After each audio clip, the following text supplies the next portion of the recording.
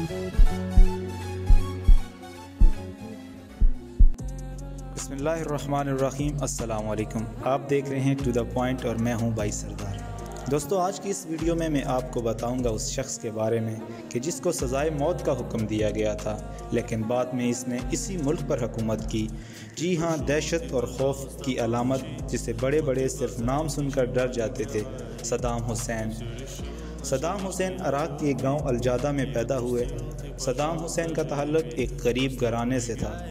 Saddam Hussein کے والد ان کی پیدائش سے پہلے ہی فوت ہو چکے تھے۔ بغیر باپ کے پلنے والا یہ ہونہار بیٹا صدام حسین کئی سال تک مختلف ہیڈ لائنز کی سرخیوں میں رہا۔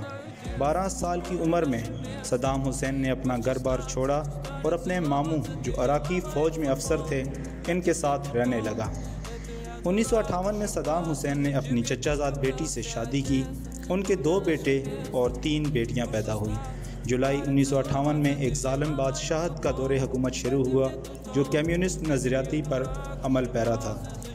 اس کی حکومت کے کچھ ہی دن بعد صدر کا ایک خاص ساتھی قتل ہو گیا، جس کا ذمہ دار صدام حسین کو ٹھہرایا گیا اور صدام حسین کو گرفتار کر لیا گیا۔ ثبوت نہ ہونے کی وجہ سے صدام حسین کو 6 ماہ بعد رہا کر دیا گیا۔ صدام کی یہ پہلی گرفتاری تھی۔ ثانوی تعلیم کے دوران جنرل قاسم کے خلاف بغاوت میں صدام حسین نے حصہ لیا اور اس پر قاتلانہ حملے میں شریک ہوا۔ صدام کی رہائی کے بعد ان کی پارٹی کی ہائی کمانڈ نے صدام کو بغداد میں بلا لیا اور جنرل قاسم کو قتل کرنے کا مشن دیا گیا۔ صدام نے قتل کرنے کے لیے بغداد میں ٹریننگ کی، جہاں پر اس نے مختلف گنز چلانا سیکھی۔ صدام نے اپنے 5 ساتھیوں کے ہمراہ جنرل قاسم پہ حملہ کرنے کا منصوبہ بنایا اور 7 اکتوبر 1959 کو صدام حسین نے جنرل قاسم پہ حملہ کر دیا، مگر جنرل قاسم بچ کر بھاگ نکلا۔ 2 گولیاں جنرل قاسم کو لگی مگر وہ صرف زخمی ہوا۔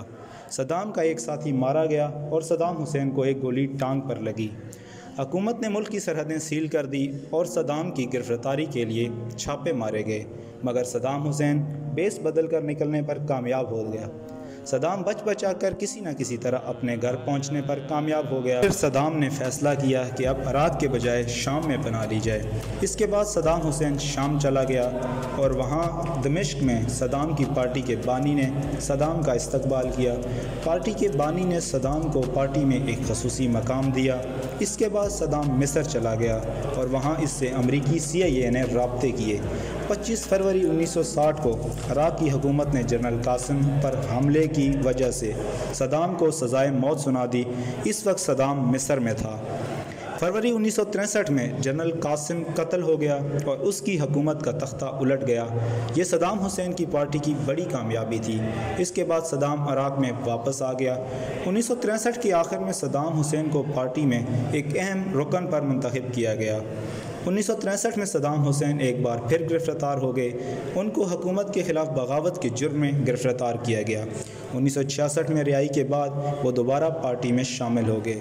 17 جولائی 1968 کو انہوں نے حکومت پر حملہ کر کے حکومت کا تختہ الٹ دیا اور پھر صدام کی پارٹی کا جنرل نے صدر کا عہدہ سنبھال لیا۔ جولائی 1968 کے انقلاب کے بعد صدام کو انقلابی کونسل کا وائس چیئرمین بنا دیا گیا۔ 16 جولائی 1979 کو صدر نے استعفیٰ دیا اور پھر صدام حسین نے عراق کے صدر کا حلف اٹھا لیا۔ حکومت میں آنے کے بعد صدام نے پہلے ایران پر حملہ کر دیا، کویت پر بھی قبضہ کر لیا۔ 1991 میں امریکہ نے عراق پر حملے کا اعلان کیا۔ جواب میں صدام حسین نے بھی جنگ کا اعلان کر دیا۔ صدام یہ جنگ ہار گیا اور پھر کویت آزاد ہو گیا۔ 14 سال عراق پر حکومت کرنے کے بعد 2002 میں امریکہ نے اتحادی ملکوں کے ساتھ مل کر عراق پر حملہ کر دیا اور صدام کی حکومت کا تختہ الٹ دیا۔ 2003 میں صدام حسین گرفتار ہوا۔